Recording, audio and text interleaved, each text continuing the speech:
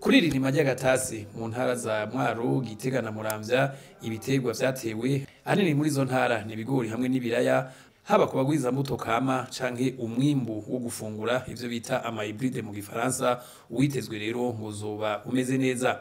Diomede Ndayirukiye, umunyamabanga ntayigayezwa mu bushikiranganji bujejwe uburimyi n'ubworozi, akaba yabishikirije kuri uyu wa gatatu ahejeje kwishikira ku kivi, aho yariko arirabira ingorane abarimyi baba barahuye nazo muri ririma ry'agatasi, bongere babatere intege.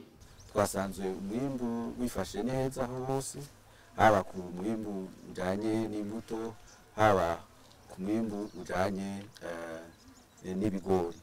Rero ni ivyishimo kuri twebwe kuko turiko turabona yuko abenegihugu, abarimyi bariko baritabira impanuro bahabwa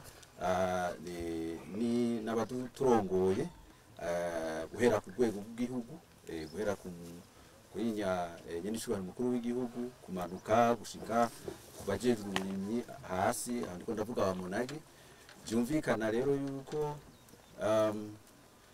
ya mbono turiko turajamwo igihugu kizoba cifashe mu mwaka wa 2040 canke giteye imbere mu mwaka wa 2060 dushobora kuyishikako, kuko murabona neza yuko n'abene igihugu bo nyene bababwira yuko uno musi bamerewe neza, bashobora kwifashisha ivyo baba bakuye mu murima, igihe baba bimbuye bashobora kuronka n'ivyo basaguza kugira ngo bashire ku isoko, bashobore kwikenura muri ibi canke biriya. Vyumvikana rero yuko ingendo turiko turagira ingendo ziduha umwizero kandi zidutuma tumenya neza ivyo abenegihugu bakeneye, mbere n'ingorane bahuye nazo kugira ngo dushobore kuzozitorera umuti mu bihe bizokurikira vy'irima. Murakoze.